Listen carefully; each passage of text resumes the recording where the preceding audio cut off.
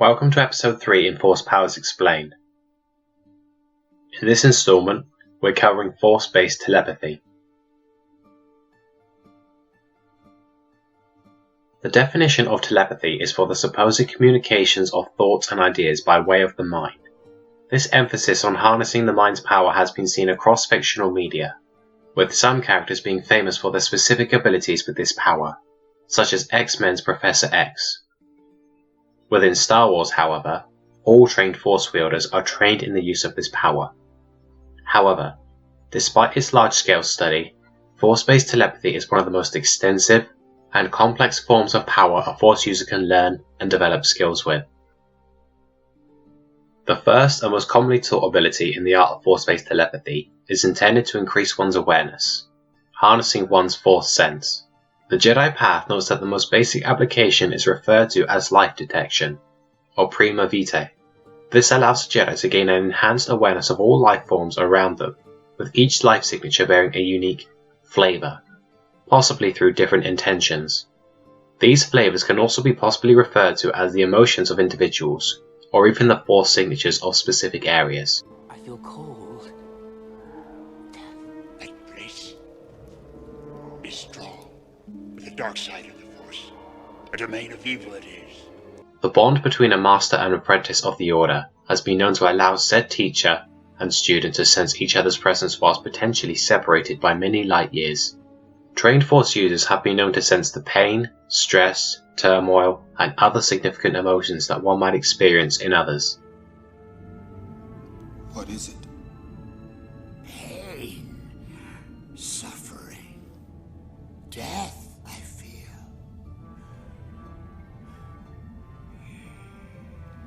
Something terrible has happened. Young Skywalker is in pain, terrible pain. Jedi trainees are also often encouraged to hone their lightsaber skills whilst blindfolded, as a form of practicing this ability to perceive life and objects without their natural sense of sight.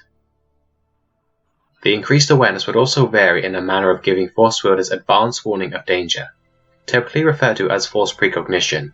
This allowed a Jedi to react to threats of which they would otherwise be unaware of, whether by way of gaining a split-second ability to sense an enemy's vicious intentions, or by sometimes perceiving events before they occur, as Qui-Gon Jinn would explain to Shmi Skywalker on her son Anakin's ability to react quickly enough to pilot a pod racer. He can see things before they happen. That's why he appears to have such quick reflexes. It's a Jedi trait. This would also allow Force users to traverse in unforgiving and sight-impeding environments. Count Dooku had such a grasp of this enhanced sense that he was able to fend off an assault from Asajj Ventress and 2 other well-trained Night Sisters, whilst his mundane senses, including his sense of eyesight, were temporarily deadened. It is noted in the Jedi path that a rank of Jedi consulars dedicated around this focus are known as Jedi Seers, such as the Jedi Covenant within the Knights of the Old Republic comic series. These previously mentioned uses of force-enhanced awareness and sense are typically refined through frequent meditations, intended to strengthen a practitioner's connection to the Force. The greater the connection, the more attuned one's senses can become. Often achieved through the use of meditation, Jedi and Sith can join their telepathic powers together to form a stronger bond and meld their minds together for when an individual's own telepathic power might prove inadequate. This has been known to be achieved for an increased ability to look into the future, and has allowed Sith to perform large-scale sorcery rituals, such as when Darth Bane joined his mind to the Lords of the Brotherhood of Darkness to summon a storm that decimated the Ruusan forest. As you might expect, Jedi and Sith often use their grasp of telepathy to affect the minds of other forms of life, of which there are a ton of applications, and can be implemented to affect a wide variety of life, including other humanoids, wild animals, and even plant life. The first application is one I have no doubt that you are already familiar with, commonly referred to as the Jedi mind trick, officially titled Affect Mind. This ability allows trained force wielders to override the impulses of an undisciplined brain, or weak-minded individual, as most prefer, using a combination of receptive empathy, projective empathy, and hypnosis.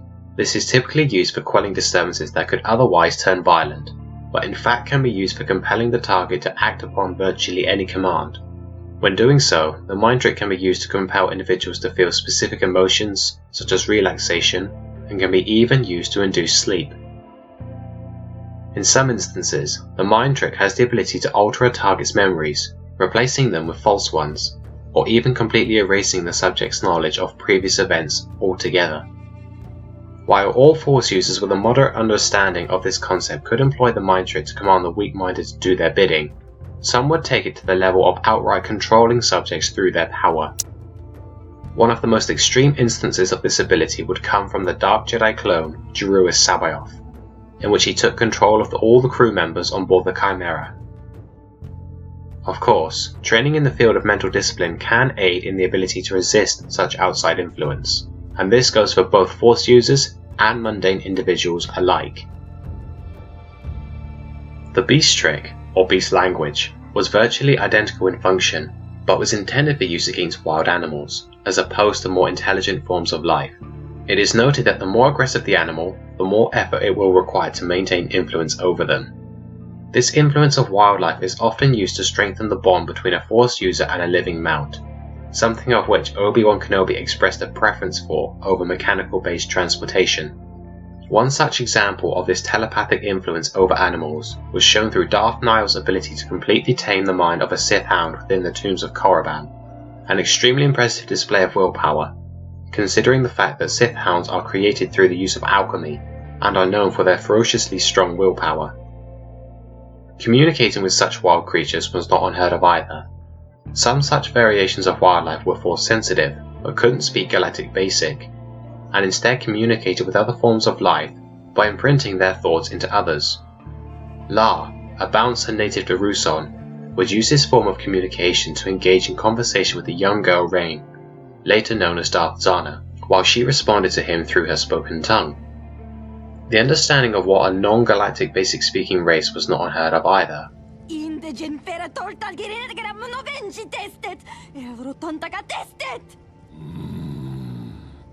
It seems you've interrupted the boy's rite of passage, or test. How do you know what they're saying? When you travel the universe with Qui-Gon Jinn, you tend to learn a few things. Within the Jedi Path, there is a passage explaining that Jedi who train in the art of mounted combat are also advised to use the Force to calm the beast they are riding, lest they become panicked by the sounds and smells of battle. As I mentioned earlier, even plant life can be manipulated through the use of telepathic means. This is referred to in the Jedi Path as Concita Sato, or Plant Surge. This power's use is described as allowing a Jedi to take control of a nest of thorny vines and ensnare an opponent to end a conflict with minimal violence. Shadow Val would employ this to great effect during a training session with Cade Skywalker. These previously mentioned mind-altering abilities have a potential for use on a larger scale against crowds of opponents. These powers include Battle Meditation, Battle Mind, and the Aura of Uneasiness. The art of battle meditation involves the practitioner entering into a meditative state and touching the minds of every combatant in a battlefield, ally or enemy. During this time, allies of the wielder will gain a boost in morale and subsequently their fighting proficiency, whilst enemies are engulfed by confusion and fear. Oppo Rancisis would use his mastery of battle meditation in an attempt to cover the whole war, only to be stopped by a dark void created by Darth Sidious. Battle Mind is similar and almost identical in use. This application shares the same first benefit of battle meditation, in the form of boosting morale, but instead of doing so for allies, the practitioner gains a boost to their own morale and mental focus in single combat. Much more useful and less demanding as a whole, as this application does not require the user to enter into a meditative state and leave themselves vulnerable as a result. Nomi Sunrider would employ the art of Battle Mind to dispel a mental assault from Ilima Kito's illusions. The Aura of Uneasiness was a less demanding but also less powerful variation of battle meditation. The aura would press an amount of dark-side energy against the foe and cloud their ability to think clearly during a fight, and possibly leading them to making a fatal mistake in combat, as its effects were subtle, and forced the opponent to split their attention between combating its effects and fighting. as opposed to the targets losing their morale entirely and fleeing. Warp Null would use this power to cloud the thoughts of the Keldroma brothers and Oswillum during a battle shortly after Queen Ominoa's funeral, and attempt to do so again in his one-on-one confrontation against Ulic. Another possible example comes from the Revenge of the Sith, in which Darth Sidious would employ a dark haze to cloud the determination of Windu's strike team as they entered the building. To employ telepathy for the purpose of retrieving information also had a number of manners in which to be applied. To communicate with others over distances is referred to in the Jedi path as projective telepathy. This is somewhat strengthened by a bond between Force wielders that are somewhat close. As the Jedi path would say, the Force is not hindered by distance. A Master and Padawan team can sense each other and sometimes even communicate when separated by many light years. However, the book also notes that even some members of the Council are incapable of projecting their voice into another. But regardless, even those who can wield this ability can at least leave what the book calls a general warning sense, instead of conveying a detailed message. Jedi that are native to races that can wield telepathy naturally, such as Hortek, Keldor, Iktochi, and Drythos, are encouraged to take advantage of their natural gifts and bolster them through their Force-enhanced training. Consequently, those who share a telepathic bond can on rare occasions do more than simply communicate. Emperor Palpatine would take advantage of the telepathic bond he'd established with Darth Vader and fog his senses from light years away, making him believe that his master was in danger. The second way of obtaining information was typically far more insidious. While all Force wielders could potentially use their ability to sense emotions within subjects, which could lead to their ability to detect lies, a Darksider with a more potent grasp could forego this entirely, to literally penetrate the mind of their target and rip the information they sought from the subject's mind.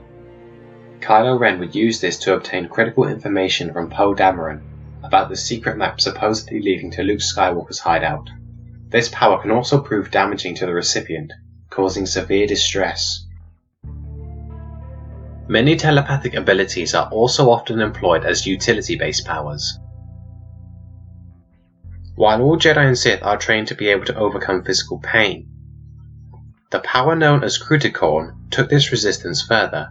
The Book of the Sith describes this as detaching one's mind from coarse sensations, implying that the secret to overcoming physical pain lies within the non-physical. A Master of Cruticorn is said to be able to withstand any form of torture and can endure any injury. A possible example of this power's use being Jacen Solo's ability to use telepathic techniques to withstand the agony of the Yuuzhan Vong bio-torture device, known as the Embrace of Pain. The grasp of telepathy couldn't just be used from one living being to another, however, and included multiple applications for the use of non-living objects. These applications include postcognition, psychometry, and Meku Deru.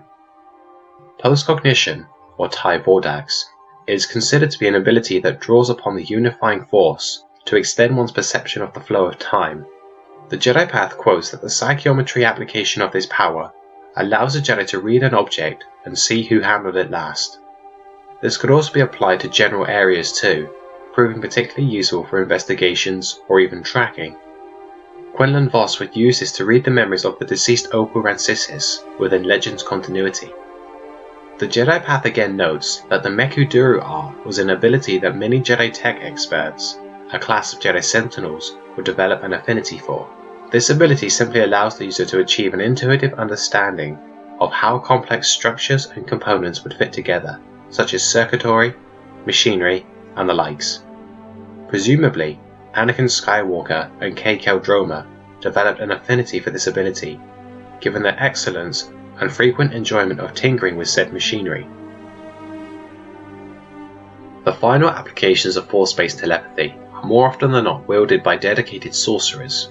However, while these abilities are often wielded by said type of Force wielders, they do not typically fall under this category of power, as they still affect the mind itself, in stark contrast to traditional sorcery being based around the advanced applications of alchemy, and some of these applications have even been practiced by non-sorcerers.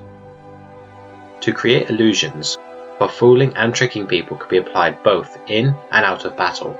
The Jedi Path refers to this as the doppelganger technique. or semi-futurist. As the name doppelganger suggests, this ability grants the Force wielder to create a phantom image of themselves to fool another person. Within the Dark Empire comic series, Luke Skywalker would use this ability to fool Han Solo and his sister Leia into thinking he was with them on board their ship, whilst he actually remained on Biss. This is extremely worthy of note, because Leia at this point had also received training in the ways of the Force, and yet was unable to deter this image from Luke, which implies that his doppelganger, and those of any similarly skillful wielder of the power, contain enough of the wielder's Force signature to fool even other trained Force sensitives. This could also be used by masters to create phantoms of other objects, such as droids and wildlife, allowing a Jedi to trick an enemy into thinking they are fighting more enemies, or enemies that were completely different to what they actually were from the target's field of view. Darth Warlock III would use this technique to trick Darth and Nehru's minions into thinking they were fighting him, when they were actually fighting, and subsequently, killing each other. There are a plethora of abilities to overwhelm an opponent's psyche too. One of such is referred to in the Book of the Sith as the Horror Technique, or Force Insanity in the Jedi path. This is considered by Jedi to be a dark side perversion of the mind trick, in which the user can quite literally raise insanity within a target's psyche, with an afflicted target being too overwhelmed and haunted to raise any sort of defense, sometimes to the point where they are left in permanent madness.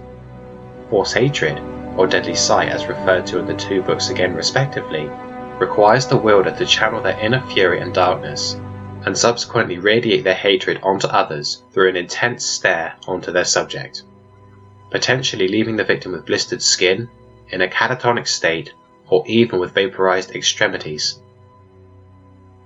Memory Walk and Mind Shard were more readily usable in single combat. Memory Walk involves forcing a target to relive their worst memories, bringing about layers of shame. This has the potential to be used for interrogation when applied for a sustained manner of time.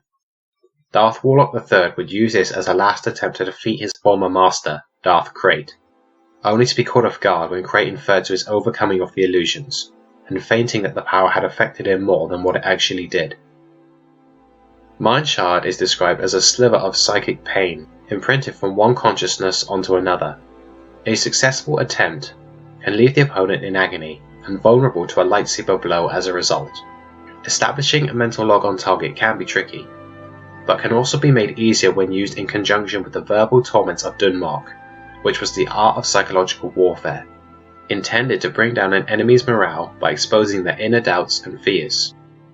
An alternative is referred to as Dark Shear, or the Dark Side Sphere of Midnight Black, a telepathic attack that Kyle Katarn displayed amidst his confrontation with Saris.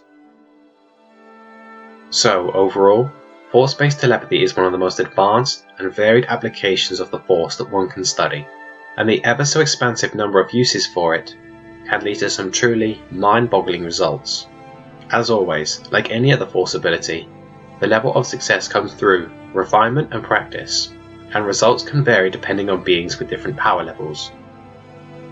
Some Force wielders who are notable for their excellent grasp of telepathy include the Mad Dark Jedi clone Jeruis Sabayoth, the Jedi Council Master Yarl Poof, the leader of the Brotherhood of Darkness Lord Khan, the Jedi General Opo Rancisis, and the Prophet of the Dark Side, Chronal Gethzerion. Well, ladies and gentlemen, I hope you enjoyed this installment of Force Powers Explained. This was a rather fun video to work on, and so I hope you enjoyed watching it as much as I did researching and editing it. Well, I'm done for today, so like always, feel free to leave your thoughts and questions in the comment section down below, and I shall see you all next time, when we'll be covering Force Drain. Until then, goodbye, and may the Force be with you.